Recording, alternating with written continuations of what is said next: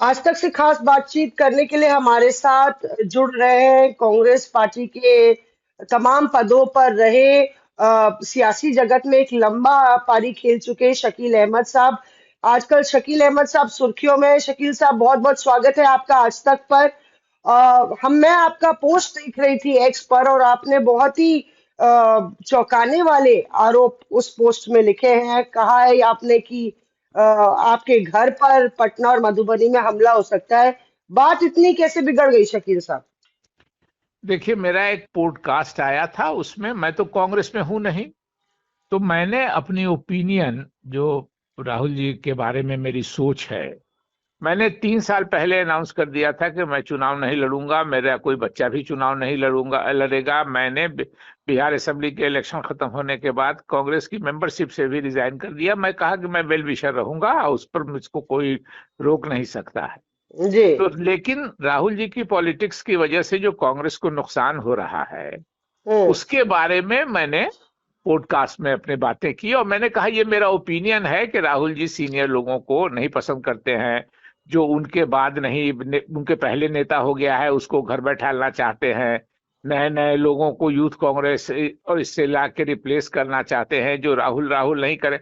और ये हमने ऐसे दूर से राहुल गांधी जी को देख के नहीं किया है मौसमी जी। राहुल गांधी जी। जी के साथ मैं कार में ट्रेवल किया हूँ, राहुल गांधी जी के साथ मैं बस में ट्रेवल किया हूँ, राहुल जी के साथ मैं ट्रेन में ट्रेवल किया हूँ, राहुल जी के साथ मैं बड़ी हवाई जहाज में ट्रेवल किया हूँ, राहुल जी के साथ मैं चार्टर छोटी जहाज में ट्रेवल किया हूँ, राहुल जी के साथ मैं हेलीकॉप्टर में ट्रेवल किया हूँ, जी। राहुल जी के साथ पद यात्रा हमने की है। और ये भारत जोड़ो यात्रा नहीं, उसमें भी हम 7 किलोमीटर चले।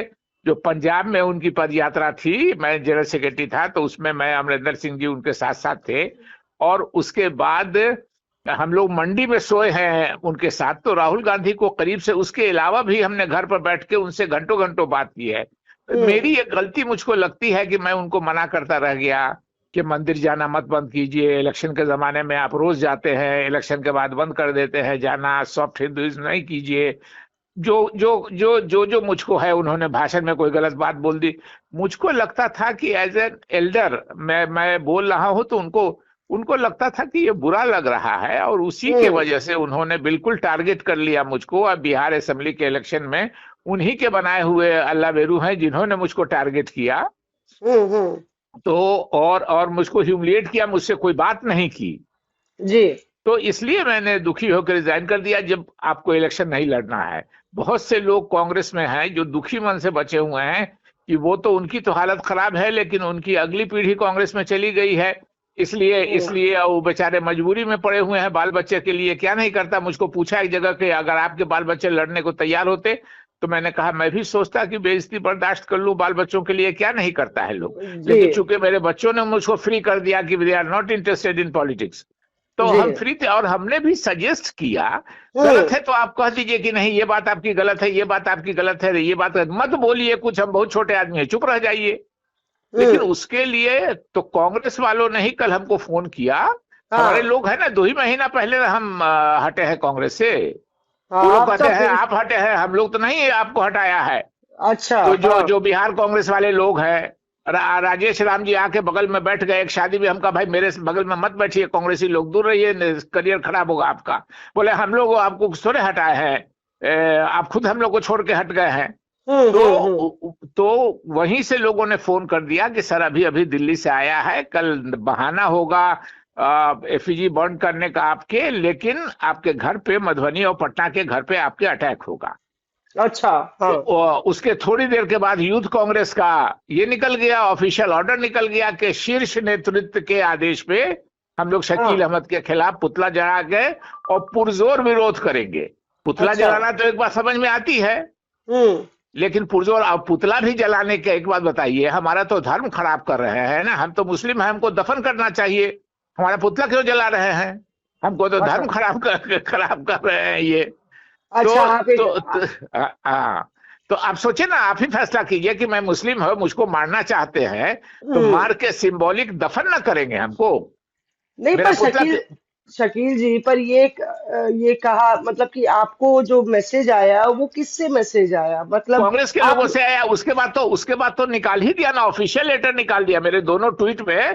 पहला हाँ। ट्वीट है कि हमको जबानी खबर किया है कांग्रेस के साथियों ने, और हाँ। उसके बाद यूथ कांग्रेस का ऑफिशियल लेटर निकल गया कि इनका अरे। पुतला जलाना है, इनका पुतला जलाना है और पुरजोर विरोध करना है।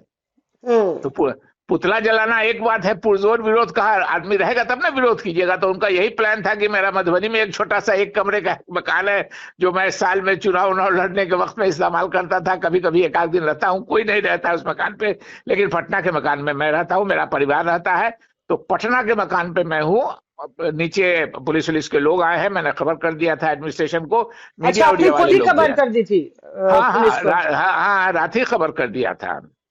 क्या आपको लगता है कि आपकी जान को खतरा है सुरक्षा के नहीं, अब मद्देनजर? ये जान को खतरा नहीं, ये तो कांग्रेस वाले बेचारे हमको कोई नहीं, बेचारे किसी का ये नहीं है, ये सब मेरे छोटे हैं, ज्यादातर लोगों को हम प्रोजेक्ट किए हुए हैं।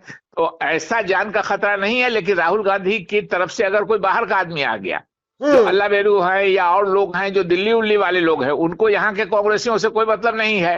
हम्म। उसमें से कोई बहका दे सकता है किसी को, ये कर सकता है। इसलिए बिहार कांग्रेस तो मेरा परिवार है। आज अच्छा, भी मैं बिहार। मना करता हूं कि मेरे साथ फोटो मत खिंचवाओ यार, तुम्हारा करियर खराब हो जाएगा। अरे छोड़िए, करियर खराब हो जाएगा तो हो जाएगा, ऐसे ही बिहार कांग्रेस में कौन करियर किसका बन रहा है। खिंचवा लेते हम्म। हैं मेरे साथ फोटो, लेकिन मैं मना करता हूँ कि यार मैं कांग्रेस से अलग हुआ हूं, मेरे साथ फोटो वोटो नहीं खिंचवाओ। शकील जी, जब से आपने ये बात कही कि राहुल गांधी डरपोक है और राहुल गांधी को कोई बड़ा नेता हो जो उनसे ज्यादा समझता हो, सीनियर हो, तो ज्यादा पसंद नहीं आता है, आपने मुझसे भी पहले कहा है ये, तब से आपको किसी नेता ने फोन किया कि आप राहुल गांधी के बारे में ये सब मत बोलिए, या हाँ, कोई बहुत फोन? किया है, बहुत किया है, लेकिन उनका नाम लेना ये नहीं है, बहुत क्लोज। और ये मानिक टैगोर का जो आप ट्वीट देख रहे हैं, हम्म। मानिक टैगोर की हैसियत राहुल गांधी जी का कॉमा फुल स्टॉप उनके बगैर नहीं वो कर सकते हैं। तो हम्म। इतना लंबा ट्वीट आपने देखा हो मानिक टैगोर का, उसको बेचारे को तो हिंदी का पॉडकास्ट भी ठीक से समझ में नहीं आया होगा।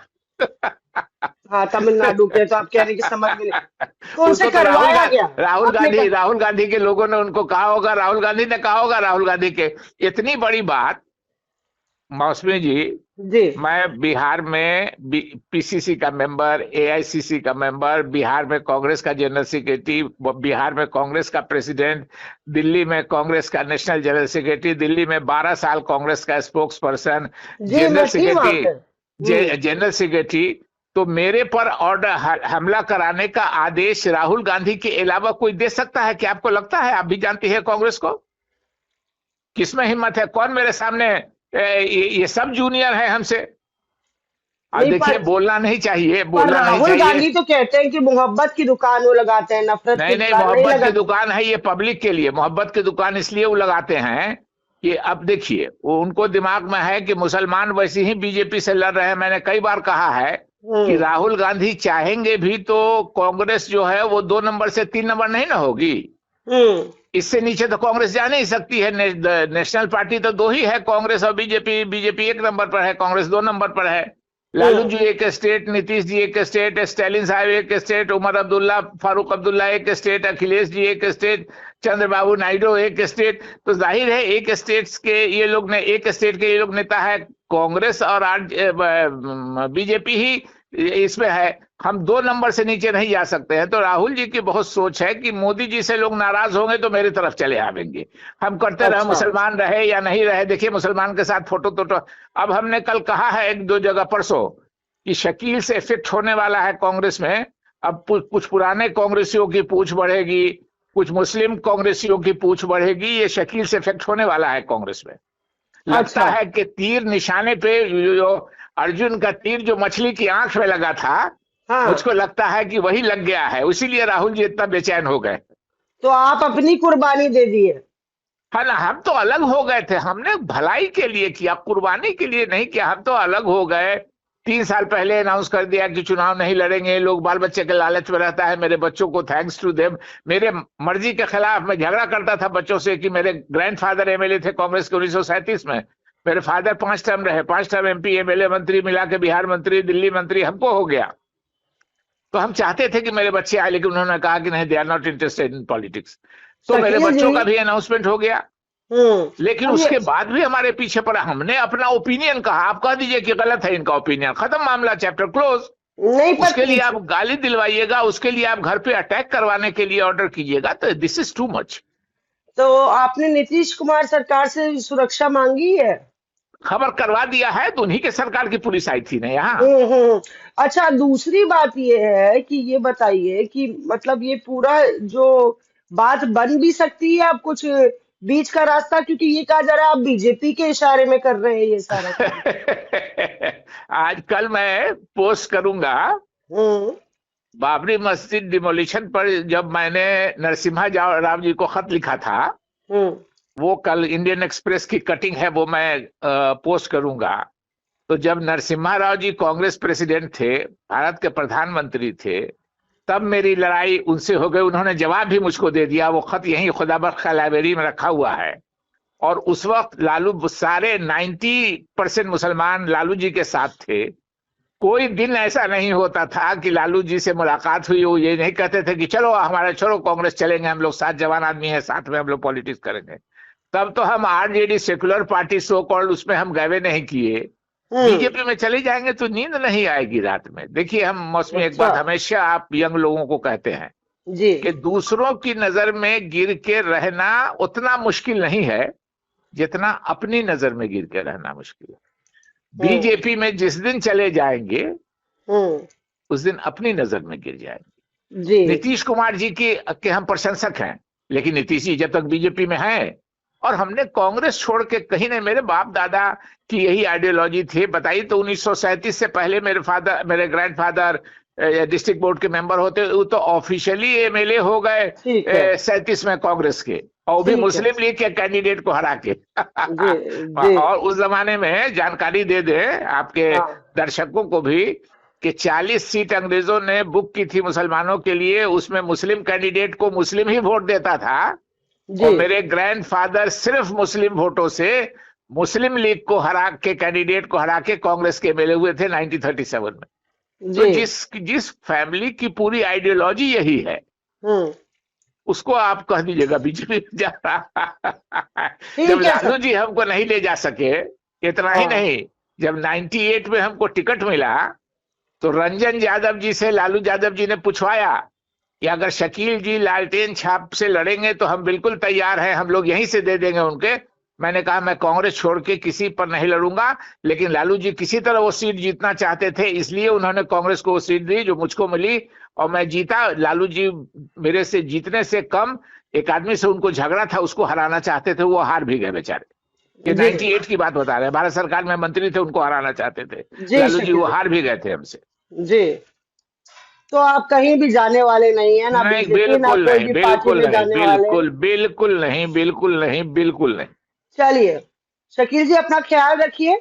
थैंक बहुत यू बहुत वेरी मच शुक्रिया मौसमी, आज तक से थैंक यू खास वेरी मच। बातचीत करने के लिए। आपको हम आज कहते हैं कि हम फिर जी। आपसे माफी मांगते हैं। आज मैंने आपसे, राहुल गांधी जी ने आपको अनाप शनाप बोल दिया था, तो मैंने आपके घर पे फोन करके आपसे माफी मांगी थी। आज जी। फिर मैं कांग्रेस के वेल विशर की हैसियत से आपसे माफी मांगता हूं ऑन एयर, कि आप जी। न्यूट्रल पत्रकार हैं, आप कांग्रेस के साथ रहती हैं तो ज्यादा पॉइंट ऑफ व्यू समझती हैं। आपको आरोप लगा दिया जाता है दूसरे के जरिए कि आप प्रो कांग्रेस हैं, और आपको प्रेस कॉन्फ्रेंस में राहुल जी ने अपमानित किया।